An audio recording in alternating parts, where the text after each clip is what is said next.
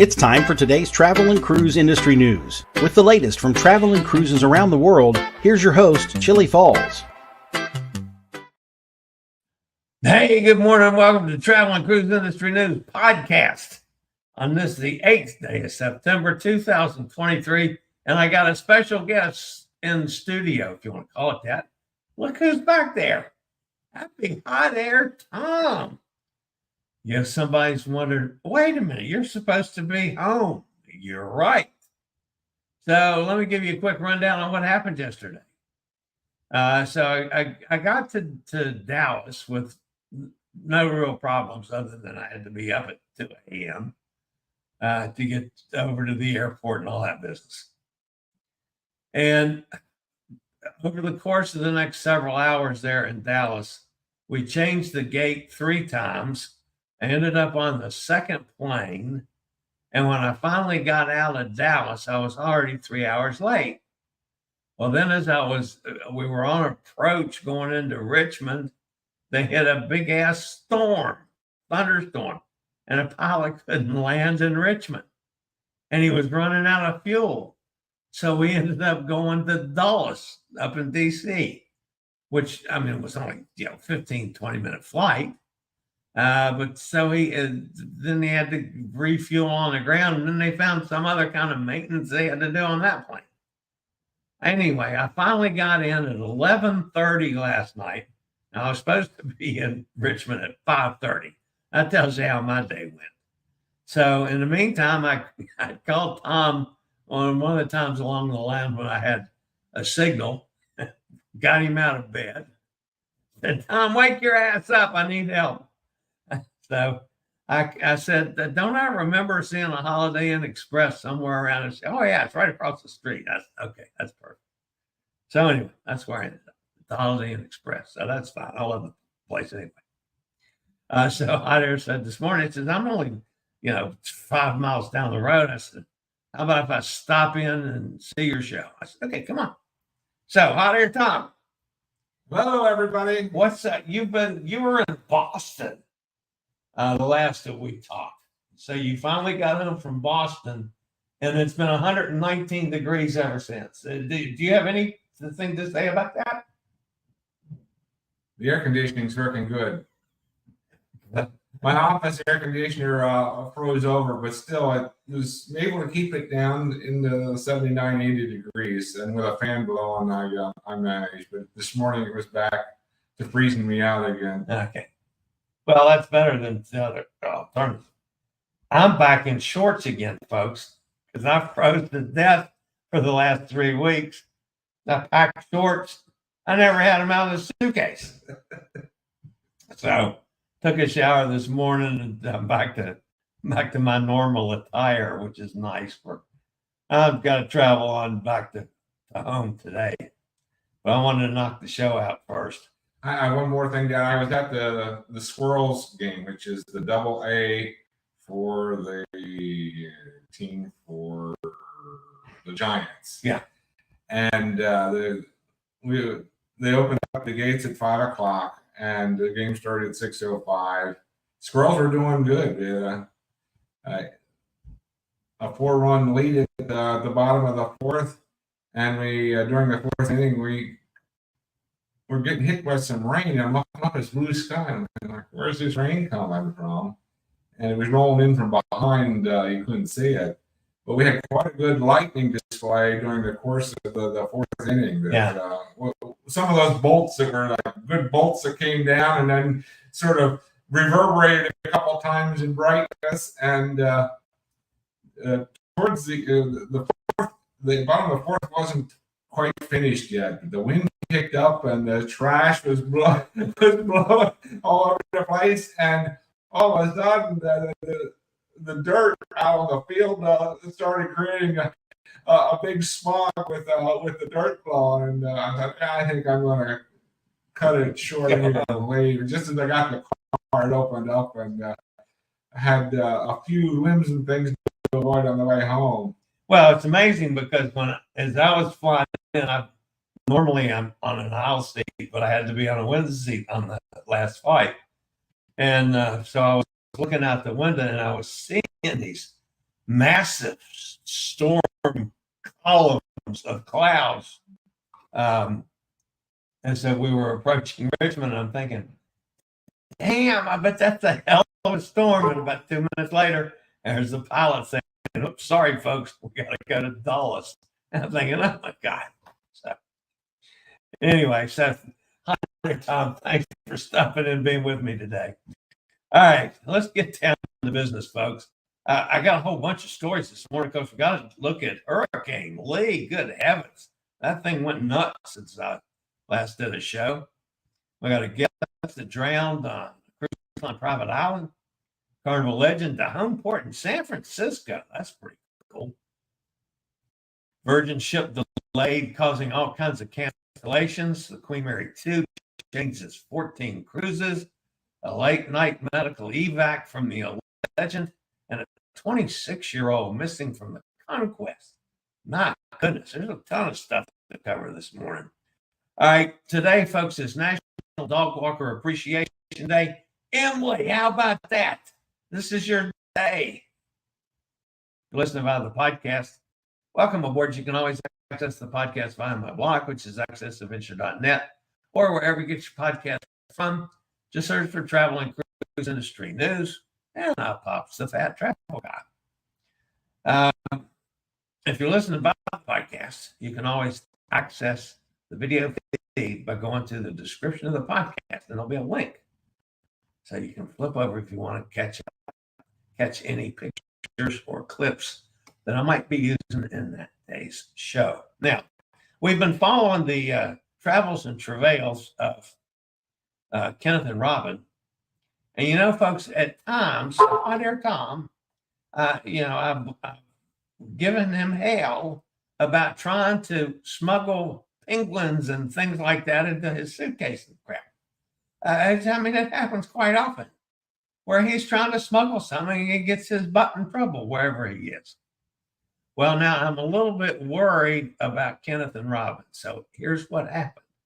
They're in Cartagena. Of course, Cartagena is, that's one of my new favorite cities in the world.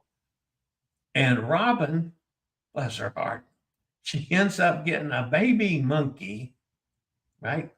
And she's got the monkey, and she immediately starts thinking about smuggling the monkey back on the ship and in her suitcase to take it back to Pennsylvania. In the meantime, there's the mama going, because you don't want to steal a baby monkey.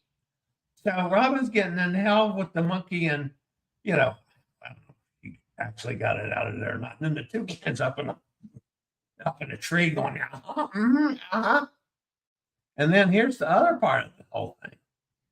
That's Ken. He's trying to steal the damn the food for the parrots. And the parrots don't like that at all. In other words, they're over here going, so they're causing all kinds of trouble down in Columbia. That's my story, and I'm sticking with it, folks. That's what Kenneth and Robin are doing. And of course, they'll probably kill me for saying that, but the hell with that. At least I'm not blaming Hot Air Tom for that something today. All right.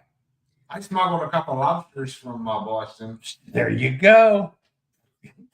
Lobsters in your suitcase. Little stuffed ones from the airport. A good show. All right. We got to look at the weather, folks. My goodness, this Hurricane Lee.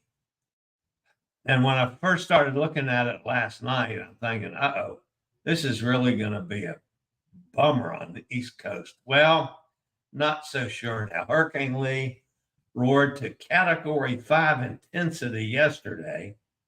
Thankfully, at this point, it's far out in the Atlantic. The power for storm's wind doubled in 24 hours. That's unheard of. The main question is whether Hurricane Lee will make landfall or blow out to sea. That's going to be the key questions to follow. The long-range forecast suggests Lee will likely curve north before next week, actually before it reaches Florida. Potential impact from Lee along the rest of the East Coast remain uncertain because the models now are, you got all those spaghetti things where it's going, but all of them basically have it curving to the north maybe causing some grief in Bermuda again. The Bahamas are going to take a pounding, but not necessarily a direct hit. So we just got to watch this one and see how further development there is. Currently, right now, it's a powerful category 5. They're expecting it to strengthen today to somewhere in the 180 mile per hour category. Dangerous beach conditions expected to develop around the Western Atlantic through early next week. Currently, 630 miles east of the northern leewards. Maximum sustained winds are 165, expected to go up today. Present movement is west-northwest at 14. Central pressure is 926. I mean, that's getting down in the awful low range. It's expected to pass well north of the northern lee winds, the Virgin Islands of Puerto Rico over the weekend and early next week. I mean, last night it looked like I was thinking that probably the leewards, Virgin Islands, and Puerto Rico were going to take a direct hit on this one. And it's ticked up to the north of that, that's great news for them. But that doesn't mean they're out of the woods yet. You're still going to have a lot of rain, a lot of wind, a lot of wicked undertow, beach erosions, and probably localized flooding as well. All right, the other system in the Atlantic is Margot. That's expected to strengthen today, probably to hurricane status by tonight. It's 460 miles west-northwest of Cabo Verde Islands. The maximum sustained winds at 40. Present movement is west-northwest at 16. Pressure is about 1,004. Right now, it's holding steady. Gradual strengthening expected during the next few days. Margot is forecast to become a hurricane by the weekend at the latest. Now, we also got that little Hova out in the Pacific. And Hova is still hanging in there. Currently, it's located about 685 miles west-southwest of the southern tip of Baja. It's 110 mile an hour maximum sustained winds. It's moving to the west-northwest at 16. Central pressure is lower than I expected it to be. It's 959. It's expected to weaken during the next several days. But the main thing about that is not expected to go anywhere. So it's just going to be in the water. Probably not have any landfall. So I'm expecting Hova to dissipate by the weekend. Hopefully by Monday, we won't even see anything about that. All right, I'll be back with the rest of the story after a quick break from one of our network sponsors. All right, the top story coming out of the break, folks, has to deal with a young man that lost his life drowning at a cruise line private island. And the questions are persisting on how did it happen. And I'm going to tell you this, folks, the information I've gotten so far on this, I got some real questions about what happened here. The 26-year-old individual died after going underwater at the Ocean Cay Marine Reserve during a family visit to the lagoon area of the island. After treading in thigh-high water, his sister, Sherry Ann Charles, noticed her 6-foot-tall brother bobbling in the water. She called out to him but didn't hear a response. When her boyfriend could not help him, they called for a lifeguard who brought Charles to shore. Charles' grief-stricken family expressed dissatisfaction at how the cruise line managed the situation. They were made to continue on their cruise while their family members' bodies stayed behind in Ocean Cay. That one doesn't sound quite right to me. The man who drowned was Akeem Charles, a deacon in his local church, an employee who worked for Amazon packaging department. He was traveling with his mother, sister, and her sister's boyfriend on a Bahamian cruise that left on August 27th. Based in Queens, New York, they were accompanied by over 70 fellow church members. Number one, I got problems with the 26-year-old man not in deep water and drowning unless there was something involved. And I'm not making the accusation. This just doesn't sound right to me. And it doesn't sound right that MSC made the people continue on the cruise. No, they're not going to do that. Not that I've ever seen. So anyway, that's what happened. All right, Carnival Legend. Got two stories today on Carnival Legend. Actually, this one's pretty cool. Carnival Legend's going to homeport in San Francisco in 2025, offering cruises to Alaska and Mexico. Carnival Legend will sell 10-night cruises to Alaska, 4-night cruises to Mexico from San Francisco. You know, the Carnival, what the hell's the name of the Carnival ship out there? Anyway, they've had a ship there forever. Well, Legend, no, it's an older one than that. Oh, Carnival America.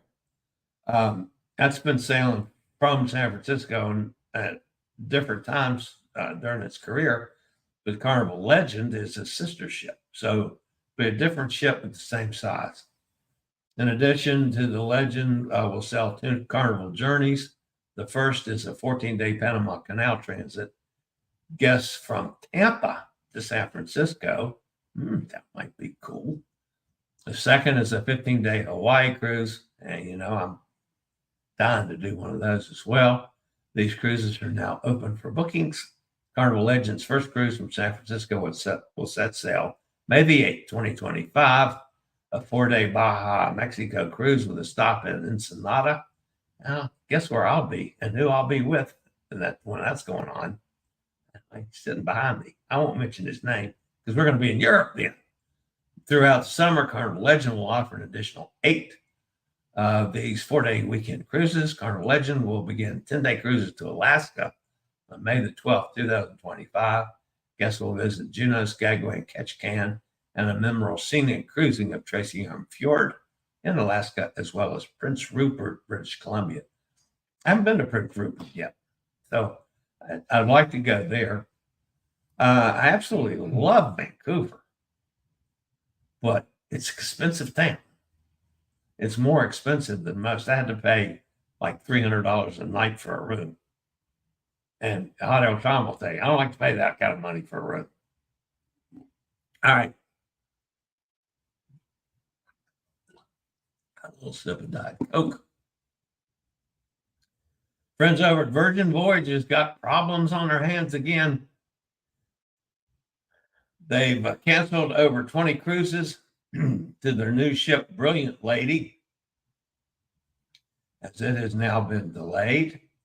Virgin said that due to unexpected construction, supply chain, and staffing challenges. They're getting tired of everything being blamed on supply chains. But the Brilliant Lady's been delayed and will not debut in December as scheduled. As a result of the delayed new ship, Virgin will be adjusting the schedules for their 3 ships that are currently in service. All right, let's look at all these changes because of this change in schedule. Brilliant Lady's Mermaiden voyage sailing December 24th and December 30th, 2023. Just erase, they're gone. Brilliant Lady's 7-night sunsets in the Lesser Antilles departure on January 6th, March 30th, April 13th of 2024. Brilliant Lady's 7-night Southeastern Caribbean Isles departures on March 23rd and April 6th, 2024. And Brilliant Lady's 11-night transatlantic Puerto Rico to Portugal departing April 20th, 2024. Valiant Lady's 6-night Western Caribbean Charm departures from January 7th, 2024 through March 17th, 2024. Valiant Lady's 8-night Eastern Caribbean Antilles departure for January 13th, 2024 and March 23rd, 2024. And Resilient Lady's 7-night Adriatic Sea and Greek Gems departure July 28th through September 29th of 2024. And Resilient Lady's 7-night Greek Islands Glow departures from August 4th through October 13th, 2024. All canceled.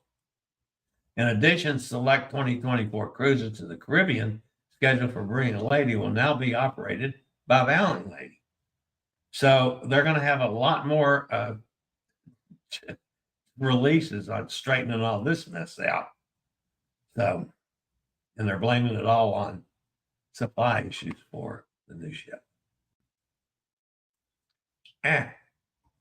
Don't believe a word of it. I mean, I'm sure there's problems in the construction. Don't get me wrong. But they want the ship out. But I just get tired of that. All right, Cunard's had to make some changes. And notice how, I mean, Cunard's a classy company. Notice how nicely they're going to handle this. Cunard, one of Carnival Corporation's non-cruise line, has announced that they will be making changes to 14 cruises on Queen Mary 2. The changes will range from a change in embarkation and disembarkation to a change in itinerary. The impacted voyages depart between December 3rd through the 22nd of 2024 and between March 8th, 2025 through April 27th of 2025. The 14 impacted cruises have all kinds of crazy numbers, M numbers. And I've never sailed with them, so I don't know what any of that means. But the 14 sailings will be removed from bookings today and will reopen for sales on September 8th. This was yesterday's story. So they changed it yesterday, and they're opening new sales today for the new changes. Here's what's nice about it. The cruise line said that the reason for the change is due to a berthing scheduling change at the Brooklyn Cruise Terminal in New York City. What's the berthing change in Brooklyn? The MSC Meraviglia is taking over the whole damn town. So they're going into Brooklyn, and Cunard is out in the cold. So they're sending Cunard over to Manhattan now, plumbing, instead of in Brooklyn. I don't know. I'd rather be in Manhattan than Brooklyn, but anyway. So they nicely handled that. They're not complaining and just making all those changes. Guests who were booked on one of the 14 cruises will automatically move to the new voyage. Yeah, I understand that. All right. Next story today. Goodness gracious.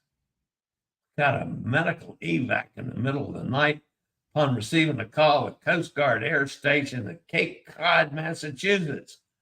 Dispatched an MH-60 Jayhawk helicopter and an H-144 Ocean Century air crew to the vessel Carnival Legend when it was approximately 160 miles to the east of Cape Cod.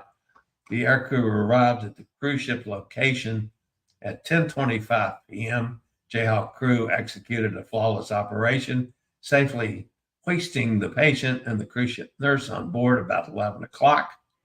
After the successful hoisting, the patient and the ship's nurse were transferred to emergency medical services. They reached the medical facility at 12:05, and the patient immediately started receiving treatment. Of course, they never say the end result of what happens, but anyway, a successful operation. What made this a good story for me was, I got to witness one of those on the Nordam. I'd never been on a ship, at least that I knew about, when a medical evac went on, and it was in horrible weather. And I sat there and watched it on the television in the room on the balcony. They had the whole thing on TV. So I was sitting there watching the whole thing of people trying to go out and see what's going on. All I got to do is sit in their damn cabin and you followed the whole thing. It was pretty cool. All right, the last story this morning, another tough story, man. This is another one that you get to start asking questions about, and maybe you shouldn't. Miami-Dade police officers are actively seeking a 26-year-old. His name's Kevin McGrath, who has been reported missing by a relative following the docking of the Carnival cruise ship in Port Miami, Florida. McGrath, who lives in Florida, was last seen by his brother, Andre, around 2 a.m. Cell phone footage shows him dancing to live music on Sunday night. Kevin McGrath's key card was used to enter his room around 3:30 a.m. At around 7:30 a.m. on Monday, the family met for breakfast, but Kevin didn't show up. They looked for him and reported him missing when everyone disembarked the ship, but he was nowhere to be found. Extensive efforts were made to locate the guest within the ship, but he remained unaccounted for. Coast Guard was eventually called, as was the Miami police, and an investigation continuing. McGrath's sister has disclosed that he was part of a family group celebrating the father's 60th birthday on the ship. Notably, it's confirmed that he didn't disembark through the standard debarkation process, suggesting he may have gone overboard. However, there was none of the systems indicated that had happened. So this is a mess. Described as a black male, Mr. McGrath stands 5'9", weighing 170. He has brown hair, brown eyes. His attire at the time of his disappearance was a black t-shirt, black shorts, and gray sneakers. The search for the missing Carnival cruise passenger was suspended yesterday over the protest of the family. So, and this was kind of interesting, as my next cruise is on the Carnival Conquest. So You have to search for him. Maybe he wanted some more cruising and he stowed yeah, away. stowed away.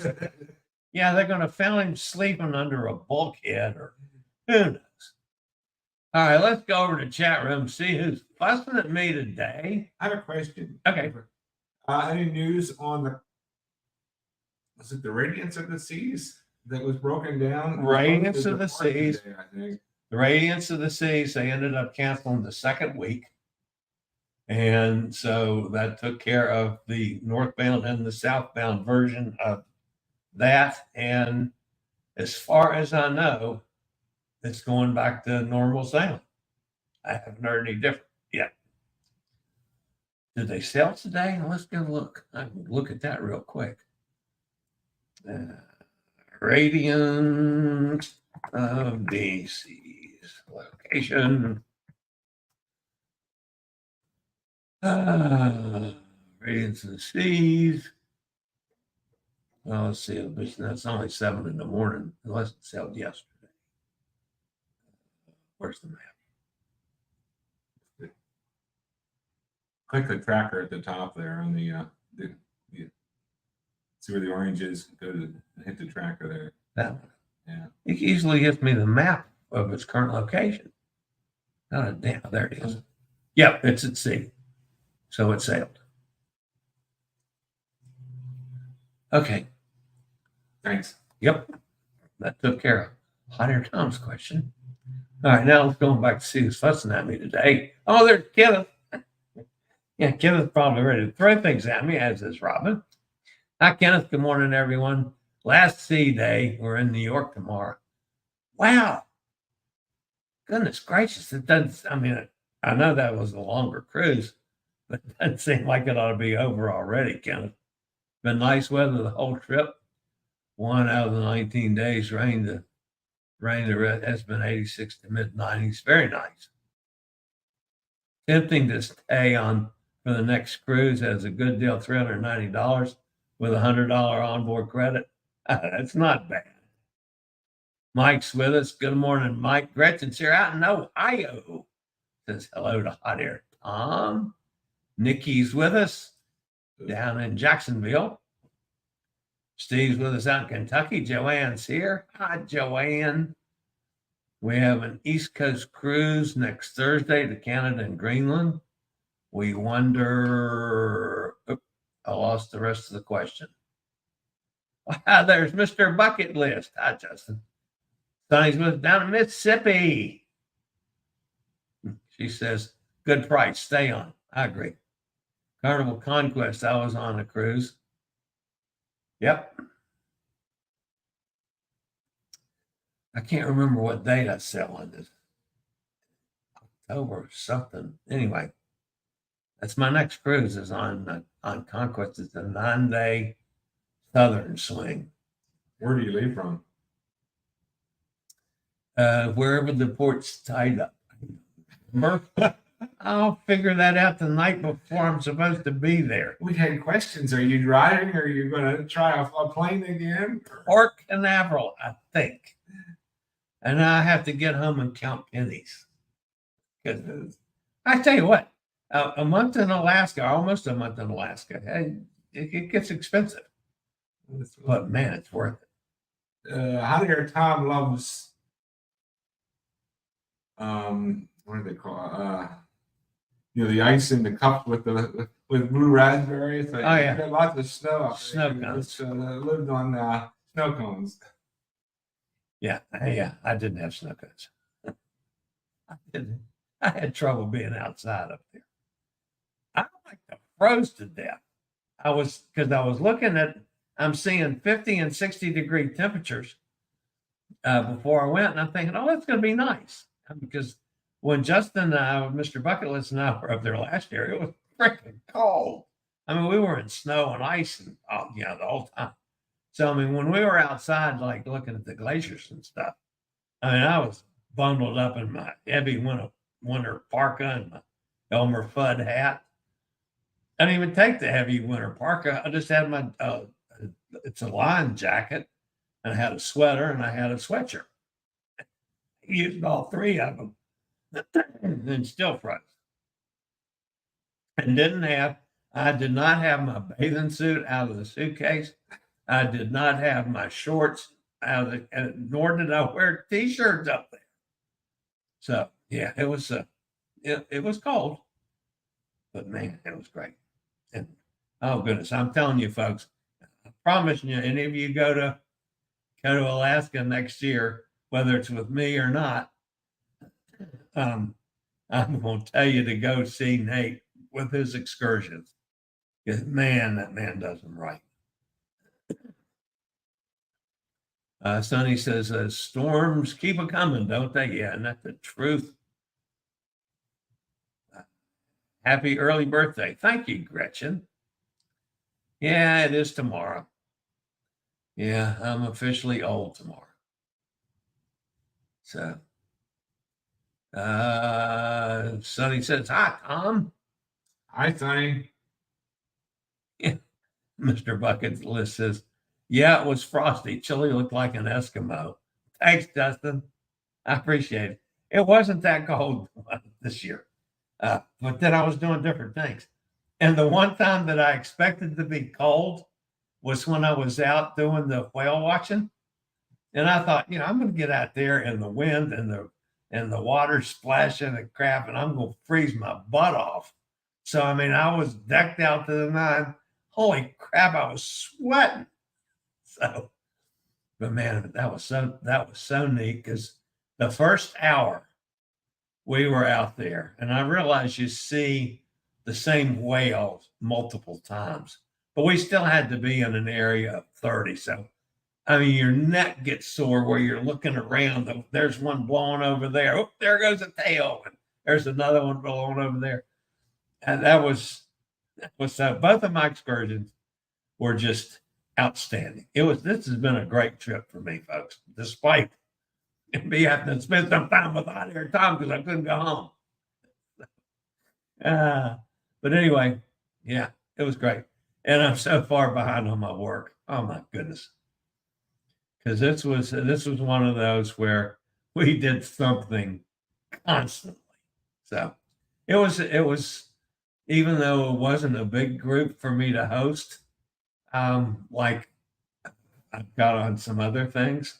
And by the way, Kenneth, if you're still with me, I should have the prices for that cruise for you probably today or tomorrow. I'll check and see if they didn't come in.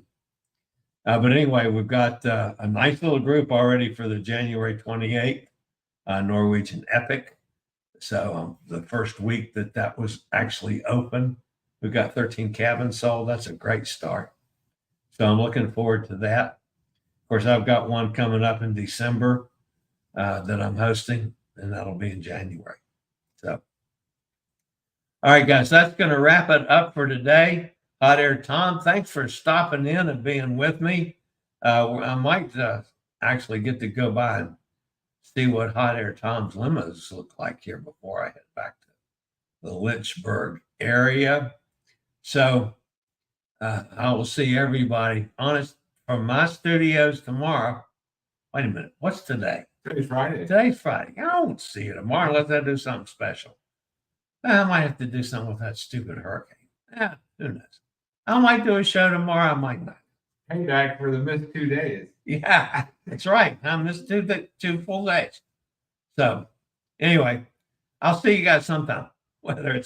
I'll do something this weekend. I'll promise you that. I'll do something this weekend, and I'll see everybody back on when things are normal on Monday. For now, guys, that's going to wrap it up for the weekend. You guys have a phenomenal weekend, everybody. I'll see you sometime this weekend, or I'll see you Monday. And as always, stay safe, stay healthy. Think about cruising, and hopefully one day soon we'll all get together on the high seas, just like Hot Air Tom and I do a bunch of times. We'll talk to you, everybody, real soon. Later, y'all. I regularly post videos on all facets of the travel and cruise industry. So if you like to keep up with the latest in cruise ships, ports of call, cruises themselves, Chillie chats, and travel and cruise industry news, just hit the little subscribe button in the lower right-hand corner, hit the bell notification so you'll be notified when a new video is up or we go live.